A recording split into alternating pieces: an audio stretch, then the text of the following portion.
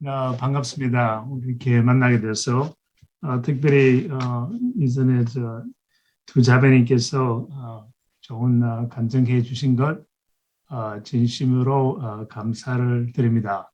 특별히 마지막에 간증하신 분이 그 복음을 전했을 때 그쪽에서 받아주면 그때 오는 기쁨이 어떻게 표현했더라? 운동장 몇 번 뛰어야지만 진정이 된다는 그런 표현을 하셨는데 참 너무나 감동스럽고 멋있는 표현 같습니다. 진심으로 감사합니다. 이번 우리 이걸 시작할 때 우리는 제가 이제 첫 번째 강의니까 너무 강의보다는 이제 서로 이제 좀 더 알고 또 저의 배경도 좀더 나누시고 제가 나누고 그다음에 이때까지 어떠한 모습으로 선교 사업을 했는가에 대해서 좀 이야기하고 그리고 우리 이 일터 선교를 하기 위해서 우리한테 정말 이 자부심 왜 이것이 내가 정말 해야 되는 것인가 이런 것을 이제는 벗어서 당연히 해야 된다는 것을 대한 것에 설명을 좀 하고 싶어요. 그러니까 다시 말해 우리가 비즈니스 하는 것도 우리가 자본주의 속에 있기 때문에 가능하지 않습니까? 그러면 이 자본주의가 원래 어떠한 모습으로 나왔는데 우리는 그 자본주의에 대해서 지금 어떻게 생각하고 있는지 다시 말해 오늘날에 와서는 많은 분들이 자본주의 그러면 종교는 이야기하면 돼서 안 된다는 생각을 많이 하는 것 같습니다. 해서 우리가 일터에서 복음 전하고 하나님 말씀에 대해서 이 행함이 이거는 좀 아닌데 비즈니스는 따로인데라고 이야기를 하는데 원래 자본주의의 본능은 그렇지 않다는 것을 다시 한번 이해를 하면 아마 우리가 더 자신 있게 일터에서 우리가 하나님의 말씀을 복음을 우리가 일터에서는 말도 할 수 있지만 정말 그 모습에서 나타나야 되지 않나는 생각을 하면서 저는 그렇게 쭉 해왔습니다. 그래서 첫 번째 슬라이드를 보면 제가 먼저 종합적으로 한번 설명을 드리겠습니다. 종합적으로 설명을 드리면 슬라이드 보이시죠? 이 세 가지를 가지고 저 생활하고 저 회사에 대한 이야기하고 그다음에 이 자본주의에 대해서 이야기하는데 첫째 잠언에 보면 21장 3절에 보면 하나님께서 공의와 정의를 행하는 것은 제사 드리는 것보다 여호와께서 기쁘게 여기시니라. 당연히 예배가 중요합니다. 얼마나 성경의 예배를 강조하십니까? 그러나 동시에 이 말씀은 공의와 정의를 행하는 것이 하나님께서 더 기뻐하신다. 우리가 교회 생활만 하면 예배 중심이 사실 많은 교회 생활이기 때문에 그러면 회사에 가서도 또 예배를 드려야 되지 않나 이런 생각을 우리가 많이 하죠. 그건 하나님이 정말 원하는 거는 이 회사에 나가면 예배도 중요하지만은 그러나 공의와 정의를 우리가 행했을 때 사원들이 또 우리 고객들이 보고 저분은 정말 정직하고 공의와 정의를 너무나 잘 지키는 거구나. 의리도 있고 그때에 하나님께서 또 우리한테 많은 페이버를 준다는 것이 나타나 있고 그 다음에 중요한 주제는 우리가 잘 아는 신약에 보면 이웃을 너 몸과 같이 사랑하는 것은 7번 나옵니다. 그만큼 이웃을 너 몸과 같이 사랑한다는 것이 중요성이 성경에 너무나 많이 나타나 있어요. 저는 이것을 바탕으로 해서 저 회사를 시작하였습니다. 또 자본주의의 그 근원은 또 여기에 있는 것입니다. 나중에 다시 설명을 드리겠지만은 너 이웃을 너 몸과 같이 사랑한다는 것은요 어마어마한 게 중요한 건데 저는 이것을 처음에 어릴 때 이해를 했을 때는 너 이웃을 너 몸과 같이 사랑하라 그럴 때는 나는 그냥 너 이웃을 사랑하라 이렇게 하면 자꾸 들렸어요. 그러면 이웃만 사랑하면 되지 했는데 언제 성경을 전체를 읽으면서 볼 때 너 이웃을 너 몸과 같이 사랑하라는 말씀을 예수님께서 언제 하셨나? 십자가에 못 박혀 돌아가시기 3, 4일 전에 하신 말입니다. 제자를 두고. 그 뜻은 뭐냐? 이웃을 사랑하라. 어떻게? 너 몸을 희생하는 것처럼 나는 3, 4일 후에 내 몸을 너희를 위해서 너희를 너무나 사랑하기 때문에 희생을 할 것이다. 그래서 너희도 그런 식으로 희생을 해야 된다. 그러한 그 희생이 들어가 있는 사랑을 여기서 나타내고 있는 것을 저는 실천에 옮기려고 노력을 쭉 해왔습니다. 그리고 특별히 이 일터에서 우리가 많이 생각하게 되는데 기독교란 자기가 무엇을 성취했는가가 아니고 무엇을 포기하는 데 있다고 되어 있습니다. 이것은 성경에 있는 하나의 말씀, 하나의 정리를 해서 한 것입니다. 우리는 일터에 나가서 또 사회생활에서는 무엇을 성취를 해야 된다. 이 자리에서 내가 무엇을 해야 되고 여기에서 내가 어느 자리에 올라가야 되고 회사가 어느 정도 커야 되고 이런 것은 성취에 관심이 많이 있고 포커스를 하는데 하나님께서 우리에게 진짜 원하시는 것은 너가 나를 위해서 너한테 중요한, 즉 우리한테 중요한 것을 포기할 수 있느냐. 예수님께서는 포기를 하시기 때문에 이것이 신약이나 성경에 쭉 보면 하나의 그 말씀이 핵심이 되고 중심이 되는 것입니다. 이 세 가지를 가지고 이야기할 테니까 어느 정도 여름에 그 포커스를 맞추기를 원하고 그 하기 전에 일단 제 소개를 한다면 저는 부산 용호동에서 태어났습니다. 부산은 여러분 다 어딘지 아실 거고 용호동은 제가 태어났을 때는 나환자촌이었어요. 나환자촌인데 여기에 제가 이제 제가 차남이 둘째거든요. 둘째고 남동생 형이고 여동생 있는데 이 사진은 없습니다. 근데 이 사진 오른쪽 위에 있는 사진은 뭔가 하면 이게 보이는 것이 바로 오륙도입니다. 그리고 이 앞에 있는 곳은 나환자촌이에요. 이것은 그 나환자촌에 있는 교회 앞마당 앞에서 제가 한 30년 전에 직접 찍은 사진입니다. 왜 이 사진이 여기에 들어가 있냐? 저희 아버님께서 신학교를 부산에서 나오시고 전도사로서 처음으로 목회하러 간 곳이 여기 부산 제1장로교회 나환자촌에서 13년을 섬겼습니다. 저는 여기에서 태어나서 여기에서 거의 바로 이제 미국에 12살, 13살 때 미국으로 오게 되었습니다. 아버지가 공부를 신학교에 하신다 해서 그냥 따라온 것입니다. 그리고 이것은 우리 나환자촌에 있을 때의 사택에서 보면 경치예요. 이게 아마 영도일 겁니다. 영도인데 여기 보이시면 영도인데 여러분이 읽으셨는지 몰라도 지금 대단한 인기를 가지고 있는 미국의 파친코라는 드라마하고 파친코라는 책이 나왔는데 그 책에 한국 분이 썼어요. 근데 지금 미국에서는 리터처로 지금 탑 1, 2로 지금 올라가 있는 그 책에서 나온 것인데 그분이 영도로 중심으로 해서 쓴 것입니다.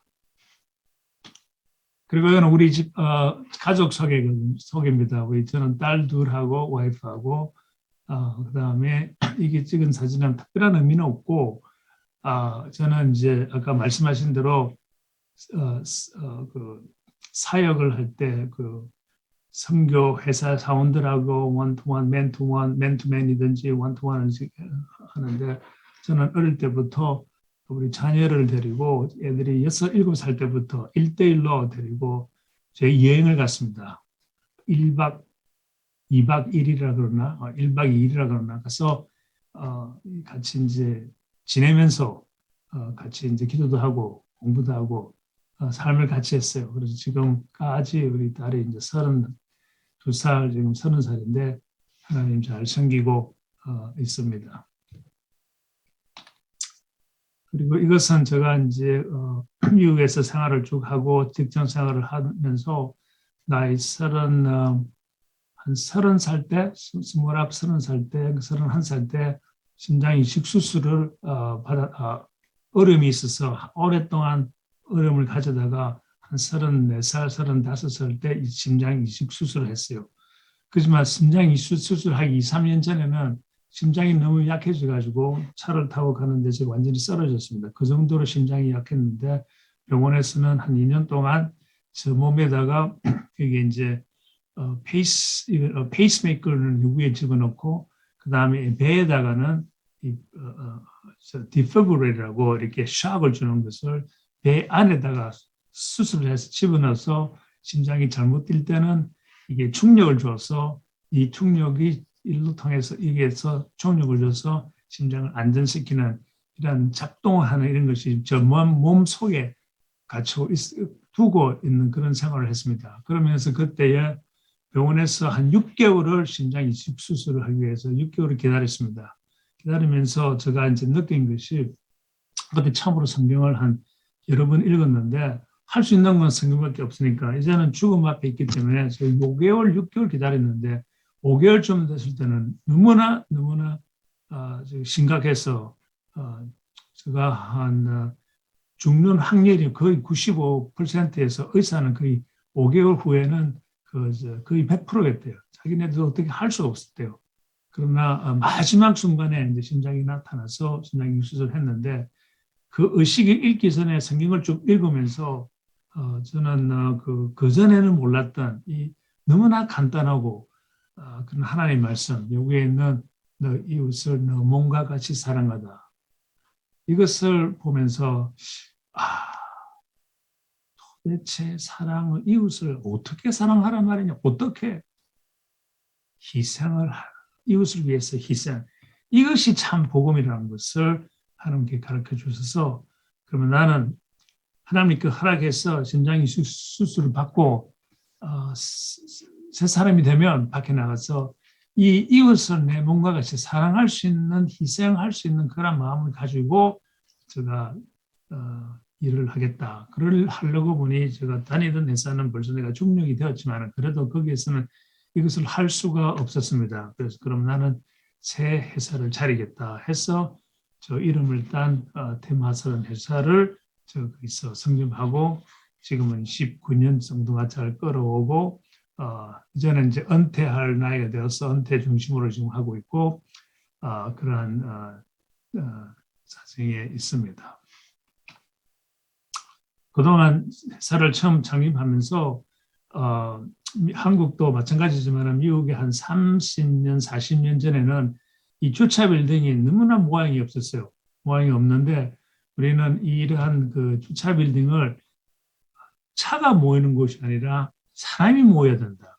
너 이웃을 너 뭔가 같이 사랑하는 게 자꾸 사랑하니까 사람 중심이 되면서 이건 건물 중심이 아니고 사람을 안 올라가 그런 안전하지 못하고 사람들이 오기 싫어하는 이 주차장을 어떻게 아름답게 꾸며서 사람들이 오기를 원하는 것을 많은 고민을 하면서 이제 설계를 했는데 이게 처음부터 주차 빌딩입니다. 여기 밑에는 그러니까 많은 주차 빌딩을 우리가 종합 빌딩을 만들어서 밑에는 상가도 있고 뮤지엄도 들어가고 이것도 뮤지엄이잖아 다 들어가고 이게 전부 다 주차 빌딩입니다. 멋있죠? 예? 그다음에 이거는 펜 대학이며 뭐 여러 가지 이런 하고 그다음에 또 마이애미나 딴 데서는 이런 것도 다 주차 빌딩으로 우리가 설계를 하는데 이런 작품을 거의 한 800개에서 그 1000개 정도 우리가 지난 29년 동안 해내었습니다. 그리고 이제 조금 자랑스러운 것은 여러분들 또 위에는 광고도 될 수가 있는데 마지막 프로젝트, 마지막이라면 코비드 바로 전에 마지막 프로젝트가 경주에 있는 블루원 파크인데 이 경주가 이 현재인 이러한 그 워터파크에 있어요. 차가 너무너무 몰리니까 차가 될 데가 없어서 거기서 주차 빌딩이 필요한데 한번 좀 설계해달라고 했을 때 그분이 P31을 읽고 도대체 주차 빌딩으로 통해서 어떻게 사람이 모이는 장소를 만들 수 있냐. 그래서 만나서 이야기를 한 결과 그분들하고 이야기했을 때 그분들이 필요한 것을 우리가 주차 빌딩에다가 집어넣었습니다. 여기 있는 거 밑에는 전부 다 주차 빌딩이고, 밑에는 애들이 놀 수 있는 워터파크는 애들이 많이 올 거잖아. 애들이 놀 수 있는 놀이터 같은 데가 많이 있고, 그 다음에 이 꼭대기에는 이렇게 멋있는 아름다운 웨딩홀을 만들어서 마치 저 구름 위에서 웨딩하는 그런 느낌을 주는 천장이 어마어마하게 높아요. 여기에서 결혼할 수 있는 이런 공간을 우리가 만들었습니다. 이것이 우리의 이때까지 해온 것이고, 그 다음에 제가 이제 미국에서 12살 때부터 자랐기 때문에 미국에 대한 문화생활, 그 다음에 한국에 또 12살 때 자랐고 또 미국에 있으면서 많은 한국 분들과 접촉을 하다 보니까 한국의 문화도 많이 이해를 했습니다. 그러면 한국 문화하고 미국 문화하고 또 한국이 이제 한국 문화는 자꾸 바뀌잖아요. 진보하잖아요. 그럼 이 두 가지를 봤을 때 제가 한번 정리를 한번 해봤습니다. 정리를 하는데 아마 많이 도움이 될 것입니다. 그리고 앞으로의 이 선교 일터 선교에서도 아마 도움이 되지 않나 생각을 합니다. 그래서 많은 우리 사람 미국 사람들, 우리 한국 사람들이 말을 많이 했는데 그건 다 문화에서 온 거예요. 그래서 제가 한번 정리를 해봤어요. 두 가지의 문화가 있습니다. 저는 그렇게 봤습니다. 첫째 문화는 이 수양 훈련, 이 디스플린을 중심으로 하는 문화가 있습니다. 다시 말해 군대는 이 완전히 디스플린, 수양하고 훈련이잖아요. 그런 것을 중심으로 하는 그러한 문화가 있고, 그 다음에 자부심과 자신감 막 심어주는 이 self-esteem 문화가 또 있습니다.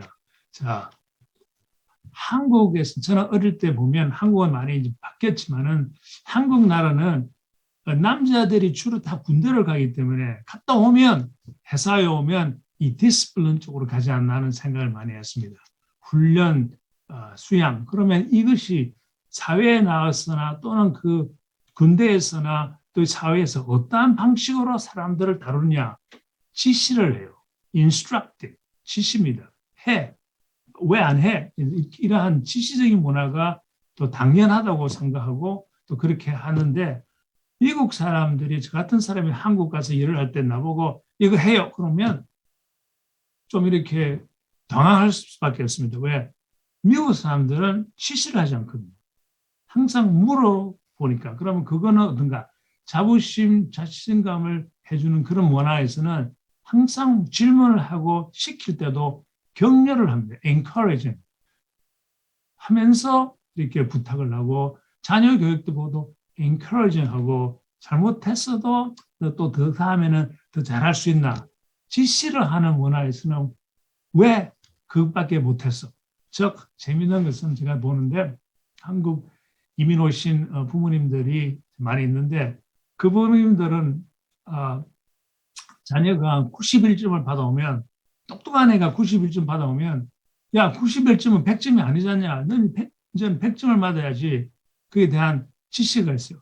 그러나 이 자부심과 자신감을 심어주고 encouraging하고 격려하는 문화에서는 91점을 받아도 잘했다고 그럽니다. 잘했어. 다음에도 더 잘해.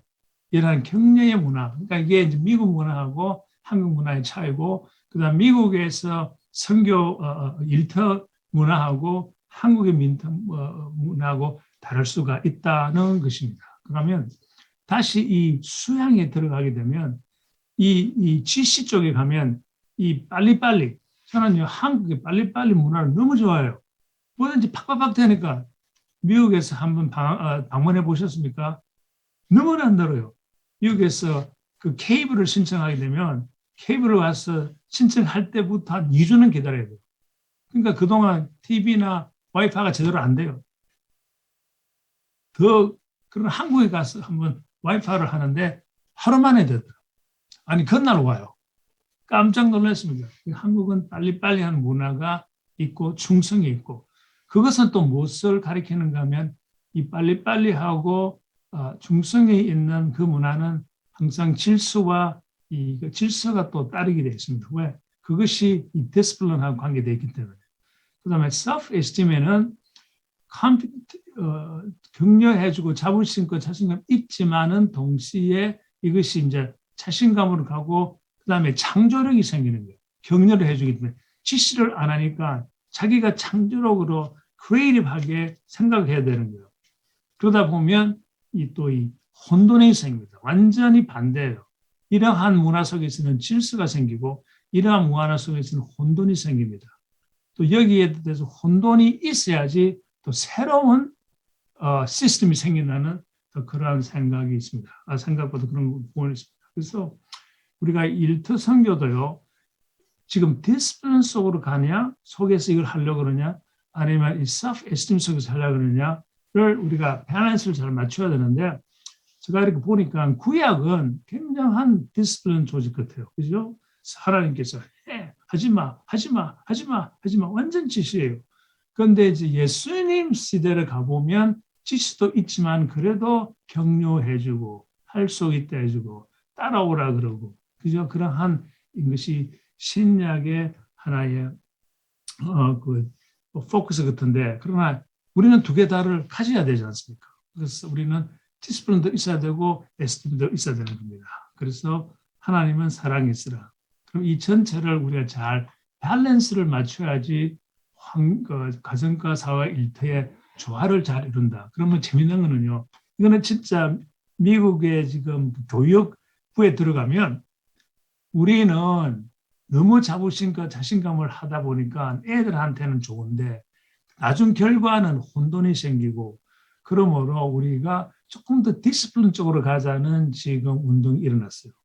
저는 한국은 잘 모르지만 한국은 디스플린이 너무 강하니까 지금은 다르지만 우리가 좀 이쪽으로 가자는 그러한 또 무브멘트가 있지 않나 하는 생각도 많이 해봅니다.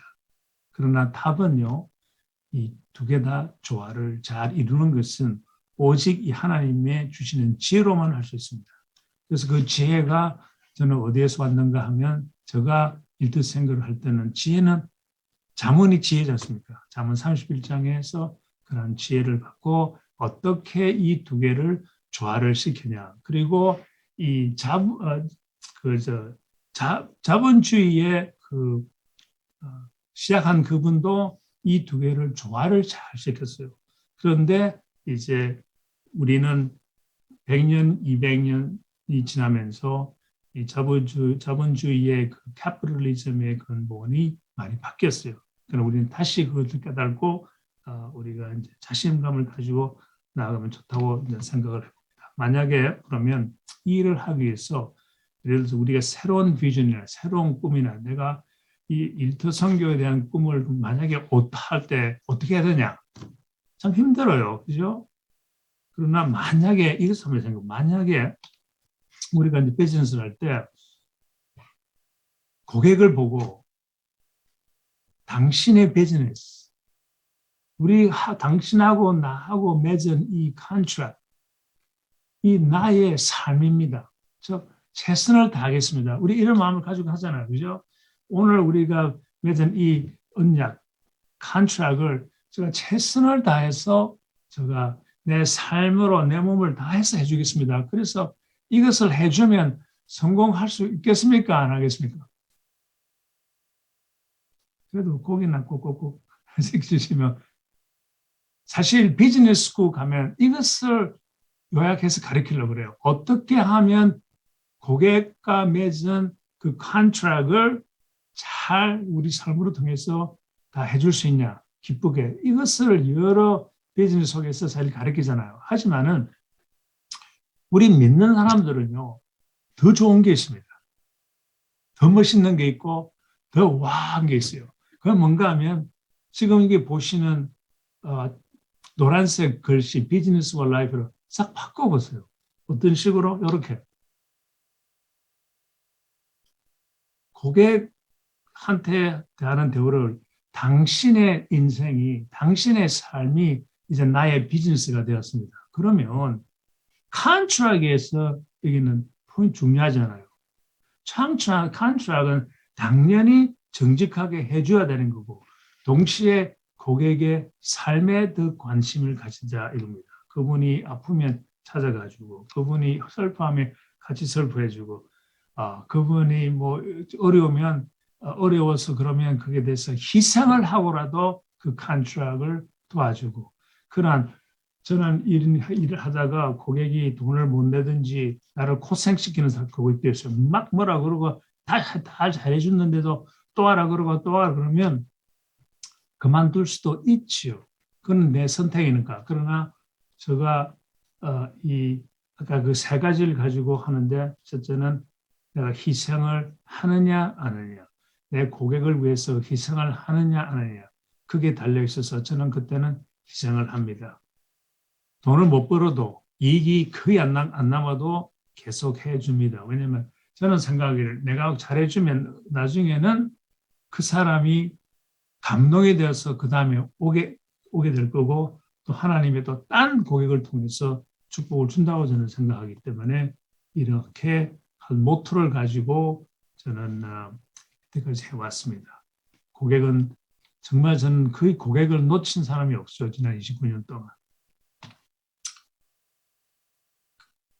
이 Your Life is Our Business도 마찬가지인데 여기 있는 그 외국분은 저의 플로리다 회사의 책임자인데 있는 이유는 이분이 한 번은 어떤 회사의 일로 너무너무나 화가 나가지고 정말 이메일에 온 회사 사원들한테 다 보낸 거예요. 근데 이메일을 내가 보니까 너무 놀래가지고 이것은 회사 사원들이 보면 안 되는 뭐 욕지까지 하면서 분노해서 산 그런 이메일을 보냈어요. 어쨌든 이럴 때 많은 사람들이 다 보고 이럴 수 없다. 이런 사람들을 이런 책임자는 해고를 해야지. 이런 사람들을 그대로 두면 끝내는 딴 사람들도 사원들도 똑같이 따라서 할 거다. 그런 어려움이 이제 많이 있었지만은 제가 참고 있었습니다.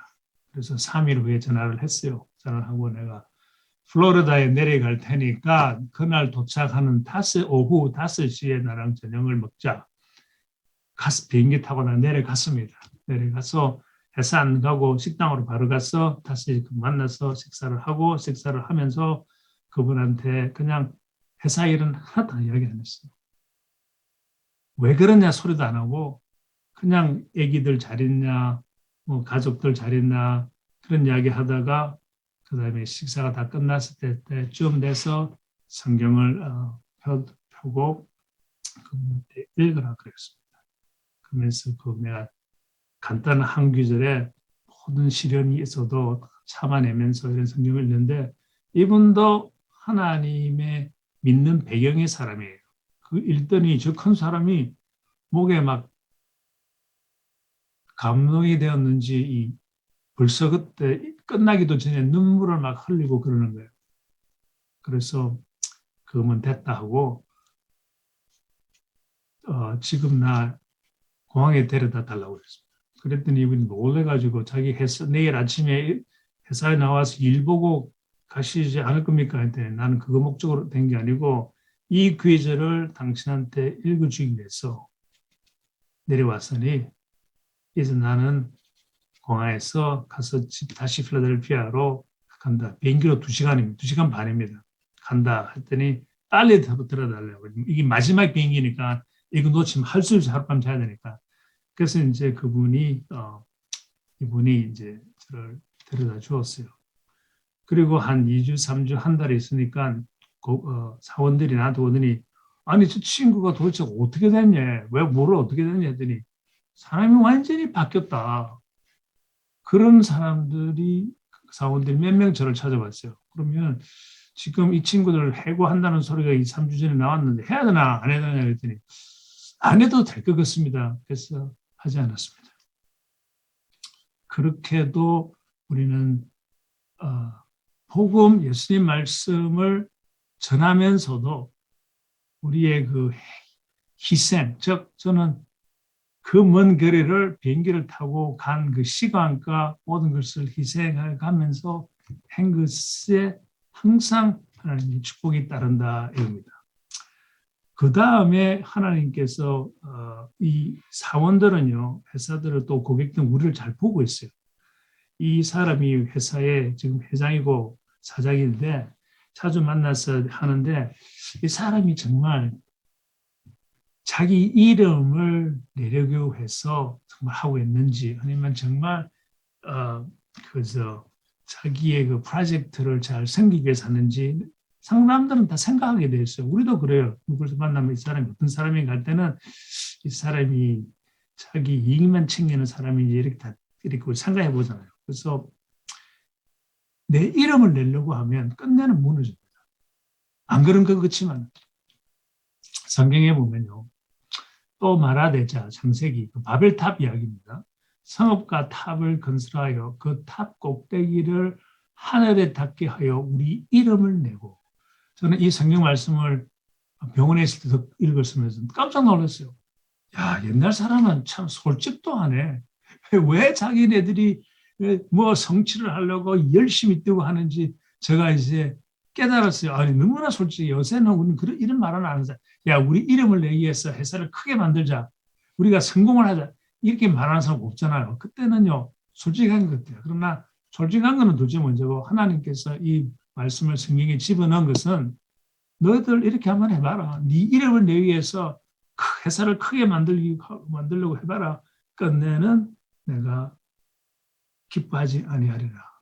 오른쪽에 있는 것은 이제 그 그림 그린 분들이 옛날에 바벨탑을 이런 식으로 지을 것이라는 이제 구글에 들어가면 보이는 것이고 이거는 이제 그 UAE에 가면 세계에서 제일 높은 빌딩인데 제가 여기 저 밑에서 제가 직접 찍은 사진이에요. 이거 다 밑에서 사람들이 잡잖아요. 찍으면서 야 나도 건축을 하지만 인간이 이 정도 지을 수 있는 참 능력이 있구나. 그러면서 이걸 보면서 생각난 게 이게요. 물론 이 주인들이 그렇다는 건 아니지만은, 야, 이분들이 정말 자기 이름을 내기 위해서 했을까? 하나님 기뻐하실까? 그러면서 내가 그래도 큰 회사를 더 빨리 성장하고 이런 걸 위해서 내 이름을 내려고 하나? 이런 생각을 많이 하면서 주로 안 내려고 하는 생각을 많이 했습니다. 그 다음에 이 바벨탑을 짓기 위해서 이분들은 뭐라 그랬는가 하면 서로 말하되자 벽돌을 만들어 견고히 굽자 하고 이에 벽돌로 돌을 대신하며 역청으로 진흙을 대신하고 중요한 것은 여기만 봅시다. 벽돌로 돌을 대신했다는 것은 하나님께서 항상 이 그 문장이 대신하면요 무엇을 강조하기 위해서예요. 강조가 뭔가? 강조는 이게 돌인데 벽돌로 대신했다. 그러니까 그 뜻은 뭔가 잘못됐다는 소리지 않습니까? 그러면 뭐가 잘못됐냐? 제가 저, 로마에 한 7, 8년 전에 여행 갔어요. 식구들 데리고. 그래서 이제 로마에 가면 포럼이라는 곳이 있습니다. 거기에서 이러한 책에 보면 옛날에 2000년 전 예수님 시대의 그러한 뭐 세네들이 오늘 말하면 그 정치가들이 있는 곳이고 이런 곳인데 지금은 흔적이 많이 없어요. 그럼 오늘날 가면 어떻게 되어 있는가 하면 이렇게 되어 있습니다. 제가 직접 찍은 사진인데 이 모양, 이 뒤에 있는 그림으로 그린 모양이 여기 있는데 제가 이것을 보고 너무나 감탄했어요. 성경 말씀 그대로구나. 이 빌딩이 전부 다 무너지고 아직까지 그대로 지탱하고 있는 것을 보니까 돌이에요. 돌 위에 있는 건물, 즉 또 돌 위에 있는 기둥은 그대로 남아있고 이 벽돌로 지은 이런 데는 다 무너졌다 이것입니다. 여러분, 벽돌로 돌을 대신했다는 것은요. 돌은 무엇을 상징합니까? 돌은 하나님께서 직접 만드신 거예요. 벽돌은 누가 만들었습니까? 인간이 만드는 거예요. 돌은 하나님의 영원한 말씀을 상징하는 것이고 벽돌은 우리의 방법이에요. 일터를 비즈니스 하면서 우리는 항상 우리 생각대로 많이 하려고 합니다. MBA 가도 우리 생각대로 하는 것이 MBA 가서 배우는 것이고 어떻게 하면 좋은 벽돌로 우리가 참 좋은 비즈니스를 우리가 만들 수 있나 여기에 신경을 쓰는데 하나님께서 원하는 것은 그렇게 해봐라. 끝내나 무너질 거다. 그 대신 돌로 해라. 돌은 영원히 갑니다. 벽돌은요, 얼마 동안 가시는지 아십니까? 영원히 각시 끝이 오랫동안 지탱할 것 같지만 벽돌은 정확히 아무리 잘 구워도 경곡이 잘 구워도 500년 못 갑니다. 500년이 지나면 그 직탱이 이게 해서 서서히 deterioration, 벽돌이 나빠져서 끝내는 1000년이 2배, 사고는 1000년이 지나면 이제 완전히 그 힘이 직탱을 못하는 흙으로 변하는 것이 벽돌입니다. 그래서 다 넘어지는 거예요. 그러면 우리가 이름을 안 내고 그 다음에 벽돌을 아니고 돌로 계속 우리가 하고 또 우리가 그 이웃을 그저 몸같이 내 몸같이 사랑하고 정의와 정의를 우리가 더 중요시 여기고 정말 그 성취하는 것보다 그저 희생하는데 우리가 두면 그럼 그걸 어떻게 일터선교에 할 수 있나? 어떻게 또 그러면 동시에 그러한 꿈을 꿀 수 있나? 그것은 명사와 동사의 차이입니다. 옛 시절의 꿈은 명사가 동사를 움직였습니다. 그 뜻은 뭔가 하면 우리는 항상 꿈을 꿀 때 명사로 꿨습니다. 내 어릴 때는 애들 보고 너 커서 모델이야 그럼 전부 다 대통령 된다 그랬어요. 미국에 오니까 12살, 6살 오니까 너 커서 모델이야 그럼 전부 다 총경 된다 그래요. TV에 많이 나오니까 그런 거 보여. 그러나 우리는 항상 너 크면 모델래. 난 의사 되겠습니다. 변호사 되겠습니다. 새 시대의 꿈은요. 동사를 꾸어야 됩니다. 동사를 꾸어야지만 그 동사로 움직임이 있어야지만 끝내 원하는 그 명사를 이룰 수 있다 이겁니다. 우리는 그냥 명사가 먼저 되고 난 후에 내가 동사로 움직이겠다. 내가 변호사가 먼저 된 후에 변호사의 일을 하겠다. 내가 의사가 먼저 되고 자격증을 한부터 그다음에 내가 이웃을 낫게 하는 그러한 일을 하겠다. 그거는 거꾸로 성경적으로 말하면 거꾸로 된 겁니다. 그러면 무엇을 이야기하는가 하면 의사는 하는 직책이 뭡니까? 의사가 하는 그 동사는 뭡니까?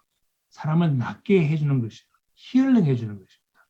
그러면 그 의사가 되기 위해서 나이가 30이 다 돼가는데 그 30년 동안 하나도 동사는 움직이지 않고 이웃을 낫게 해주는 그런 행함은 없고 그냥 꿈만 명사가 된 꿈만 꾸는 사람은 그 30년 동안 헛수고하는 거라 이거죠. 자기가 의사가 아니라도 충분히 이웃, 동료, 친구들한테 동사로 힐링해 줄 수 있어요.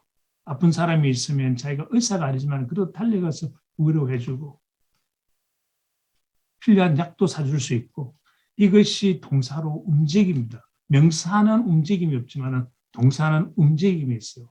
이러한 것이 우리한테 중요하다고 각 개인도 자기가 지금 내가 가지고 있는 동사가 무엇이냐, 내가 지금 뭐로서 살고 있냐, 내가 지금 의사 되기 위해서 회장으로 해서 지금 50명인 회사가 150명 되는 그 큰 회사, 이것이 나의 명사냐, 아니면 그것을 하기 위한 한 동사가 무엇이냐고 생각할 수 있는 나의 동사가 떨어 있습니다. 그러면 나도 이제 놀란 게 이거는 뭔 것인가 하면 예를 들어서 예보다는 제가 이제 그 한 처녀가 어린 킨더가든에 선생님이 애들한테 물었어요. 너희들은 세계의 7가지 불가사의가 무엇이냐? 애들이 다 자기네 생각을 적어냈어요. 뭐 피라미드하고 뭐 빅토리아 포, 나이아가라 포하고 뭐 파리에 있는 그 애플타워하고 뭐 이런 콜라시움하고 이 만리장성 그런 거 다 써내지 않습니까? 근데 한 소녀는 써내지 않고 그냥 손에 그 자기 쓴 걸 들고 있는 거예요. 선생님이 와서 너는 왜 지출하지 않았냐? 그래서 자기는 그냥 선생님한테 주었어요.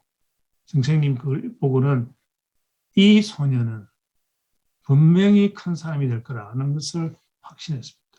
왜 그랬을까요? 걔는 나의 7가지 불가사의는 만지는 거, 보는 거, 듣는 거, 먹는 거, 뛰는 거, 사랑하는 거라고 써 있었습니다. 왜? 이 소녀는 움직임이 동사로 어릴 때부터 한다. 나머지는 그 불가사의를 다 명사로 표현했어요. 명사는 환상으로 남을 수도 있지만은 동사는 환상으로 남아 있지 않습니다. 그럼 여러분이 성경을 많이 읽으셨죠? 질문을 하겠습니다. 베드로의 동사는 무엇입니까? 베드로가 어떤 동사로 가지고 움직였기 때문에 그가 하나님께서 쓰임을 받았는데 베드로의 그 동사는 무엇입니까? 성경에 보면 다 나와 있습니다. 베드로의 동사는 잡는다였습니다. catch입니다. 그죠? 그럼 분명하죠? 아시죠? 처음에는 이 베드로는 고기를 잡았습니다. 그게 베드로의 탤런트예요. 잡는 게. 근데 뭐를 잡는 사람은요, 고기를 잡든 뭐 사자를 잡든 뭐 뱀을 잡든 잘 잡아요. 그죠? 그에 대한 어떠한 재능이 있기 때문에. 그래서 예수님은 그것을 알고 그거는 지키라. 너의 동사는 버리지 말고 가지고 가되 너는 앞으로 뭘 해라? 사람을 잡아라. 사람을 캐치하라고 성경에 나와 있고 이거는 이제 웃음소리로 많이 베드로가 우리랑 같이 애들이랑 같이 놀고 있으면 야구를 하는데 야 베드로 보고 너 모델래 그러면 피처보다는 나는 캐치를 되겠습니다. 분명히 했을 거예요. 왜? 자기의 가진 재능이 잡는 것이기 때문에. 이해하시겠습니까?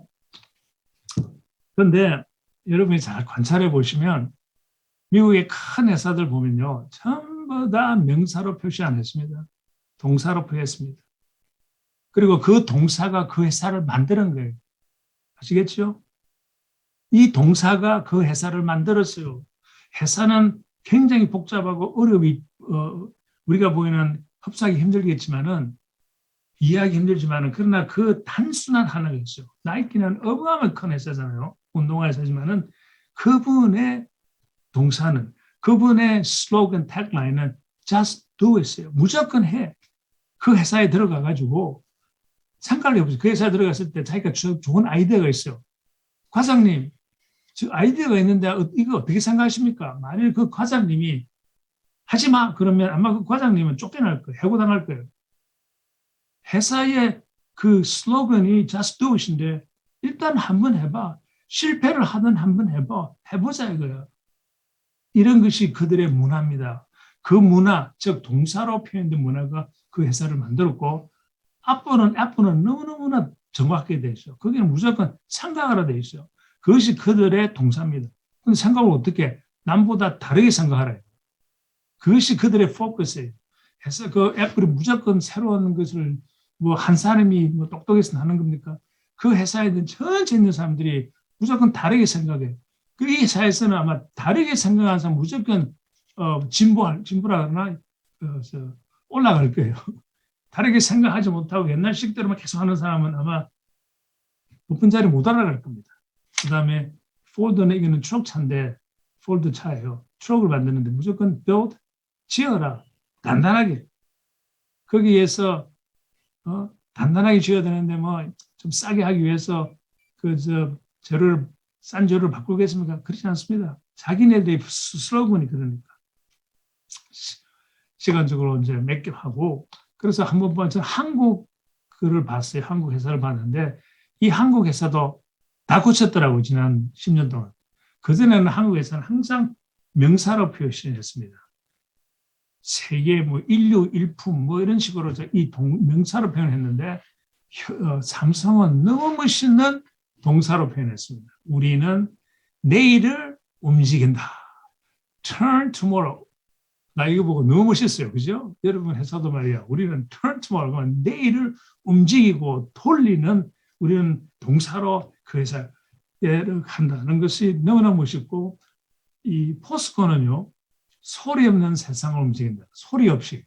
우리 시끄럽게 뭐 잘했다 뭐 이름 달라는 것도 뭐 하겠지만은 그들의 그래도 하려고 하는 그것은 움직인다. 어떻게 소리 없이 우리 움직이자. 그 다음에 현대는 뭐 drive your way. 그죠? 한국말로 표현을 잘 못하겠지만 여러분 다 예문 잘 하시니까 이해하시겠죠. 한국 투어리즘에도 너무 멋있어요. imagine. 상상하라 이거요. 그것도 동사 아닙니까? 상상해라. 한국이 너무나 멋있는 나라를 항상 상상하라. 이거 보고도 참 잘 좋았다고 그럽니다. 그래서 우리는 동사로 살고 동사로 표현하고 동사로 움직이는 그런 삶을 가지자. 또 질문이 있습니다. 그러면 모세는 무엇이었냐? 모세의 동사는 무엇입니까? 모세의 동사는 제가 저걸 그냥 답을 빨리빨리 해드리겠습니다. 성경을 쭉 보시면 모세는 항상 하나님의 favor를 찾았습니다. 그건 찾는 데 있었어요. 성경에 보면 자기는 항상 finding favor. 그 단어, 그 문장이 성경에 있는데 한국에는 별로 없어요. 왜냐하면 한국에는 단어 favor이 없기 때문에 그냥 은혜로 돼 있지만은 favor은 자기가 어떤 하나님 보시기에 기쁜 일을 했을 때 하나님께 주시는 특별한 축복입니다. 그게 favor인데 항상 그것을 찾기 위해서 싫은 것을 다 했잖아요. 모세가 자기 하고 싶은 거 한 게 있으면 다 들어보십시오. 하나도 없어요. 전부 다 하기 싫은데 하나님의 favor를 얻기 위해서 내가 또 해야지. 또 진전해야지. 이것이고 욥은 뭐였습니까? 욥의 동사는 뭐였습니까? 빨리빨리 생각해 보세요. 두려워하였습니다. 그분은 동사는 항상 두려워하는 마음으로 있었기 때문에 누구를? 하나님을 두려워했기 때문에 정말 그 입에서 아름다운 하나님을 항상 찬양하는 그러한 대꾸 말이 있지 않나 싶습니다. 에스더를 모르면 여러분 크리스천 아닙니다. 에스더의 동사는 뭡니까? 죽으면 죽으리라. 날 죽겠다. 죽으면 죽으리라 하니까 그러한 동사로 사니까 자기가 뭐 어떠한 위치에 있지 않아도 담대하게 나아가는 것이 죽으면 죽으리랍니다. 그러면 더 중요한 것은 예수님도 동사로 사셨습니다. 예수님께서는요, 자기의 목적, 나는 이 세상을 구원하러 왔다 그랬습니다. 나는 이 세상을 섬기러 왔다 그랬습니다. 예수님 한 번도 나는 왕의 왕이 되기대로 온 거 아니라 했습니다. 나는 구세주대로 오라. 그런 말도 없습니다.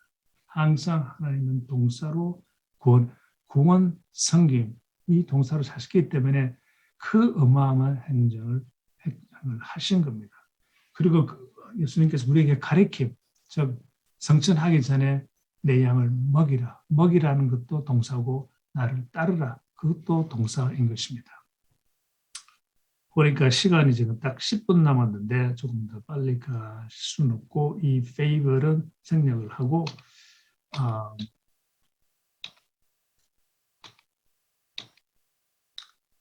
이제 아까 이야기한 잊혀진 자본주의의 근원 어디 있냐? 여러분 이분 누구신지 아시죠?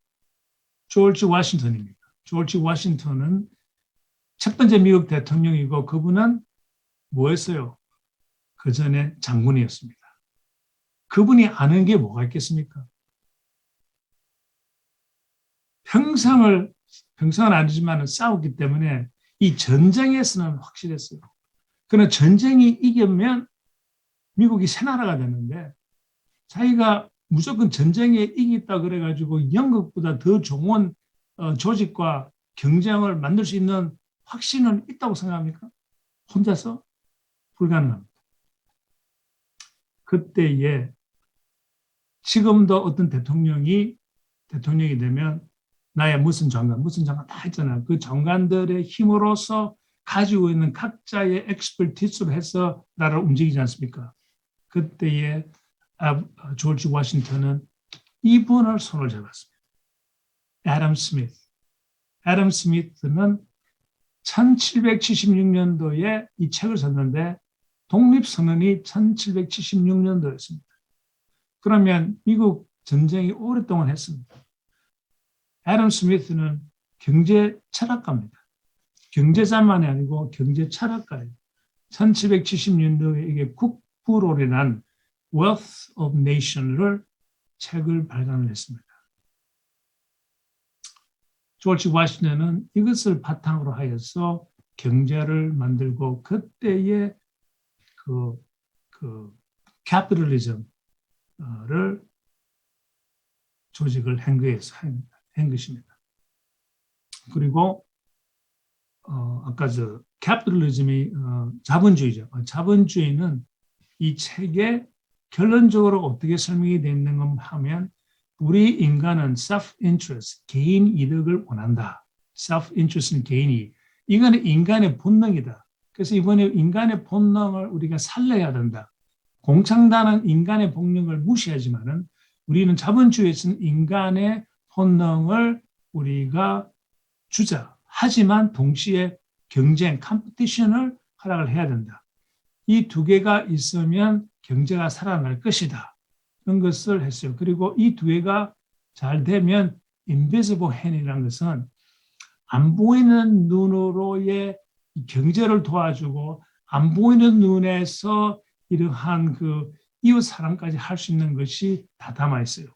그런데 처음에 이렇게 했지만은 미국의 자본주의가 이웃을 사랑하는 이런 마음이 있었기 때문에 지금까지 100년 전부터 150, 120년 전부터 오늘날까지 온 세계 어려운 나라가 있으면 다 도와주고 미국이 다 희생하는 거예요. 뭐 때문에 희생합니까? 원래부터 이웃을 위한 희생하는 것이 여기서 답은 자본주의에 다 들어가 있기 때문에 하는 겁니다. 왜? 딴 나라는 안 하잖아요. 이 나라는 하지 않습니까? 그러면 이것을 선택하면서 이 국부론에 들어가 있는 것이 무엇인가 하면 1770년 이 국부론을 썼죠. 17년 전 1759년도는 무슨 책을 썼는가 하면 도덕 감정론이라고 Theory of Moral Sentiment라는 책을 썼습니다. 여기에 있는 것이 여기에서 다 나왔어요. 이 책에 있는 것이 일로 다 들어가고 이것이 경제적으로 경제적인 것을 푸는데 그럼 여기는 뭘 도덕에 대해서 얼만큼 정확히 다 했나 여기 나오게 영어로 번역 안 했지만 인간은 우리가 그냥 사랑받기 원하는 것이 아니다. Not only to be loved.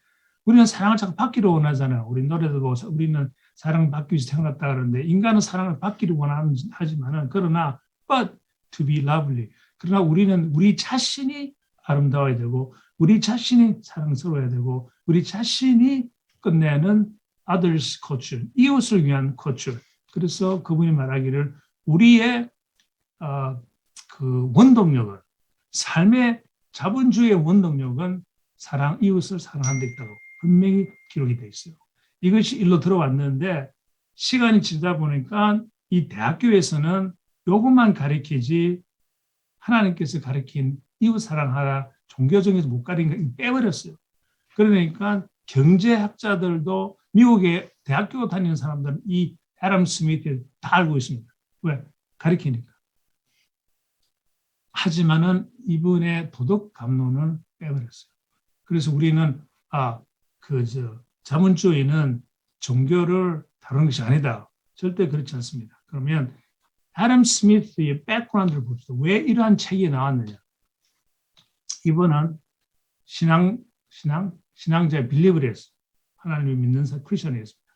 이분은 장로교에서 태어났고 물론 뭐 한국에는 주로 뭐 장로교회하고 등록교회하고 비슷하다 하니까 장로교회고 동시에 그는 칼빈주의였어요.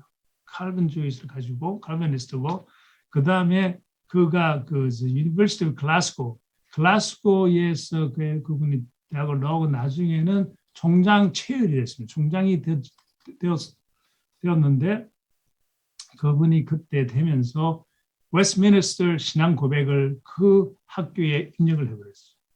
어답트를 시켰습니다. 대단한 사람입니다. 그죠? 그리고 그분은 미국에서는 자본주의의 아버지라고 부릅니다.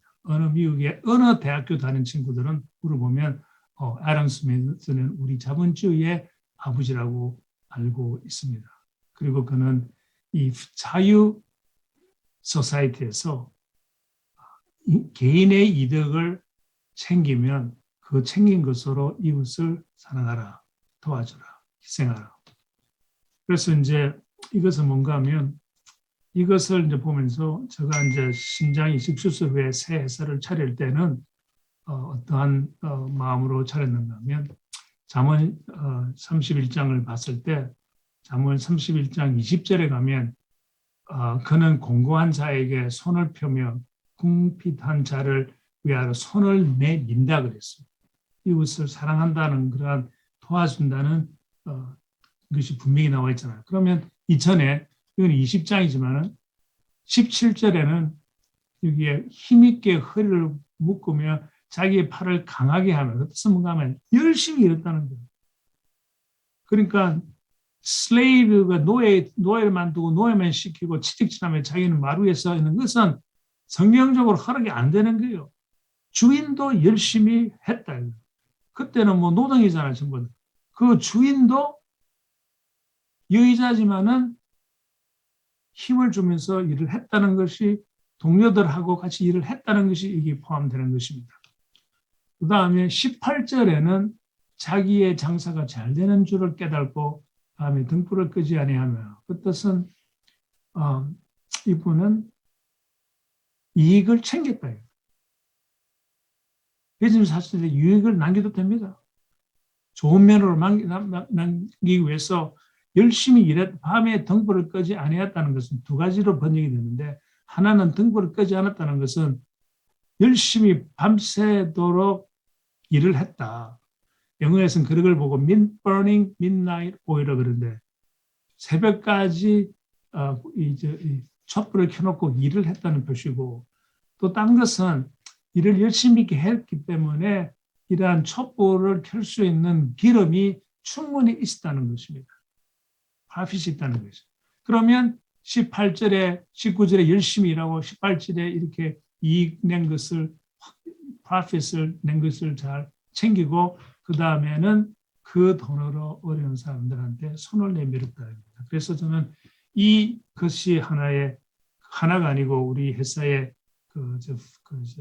코어에 대해서 우리 회사의 미션 스테이트먼트가 We exist to help those who are in need.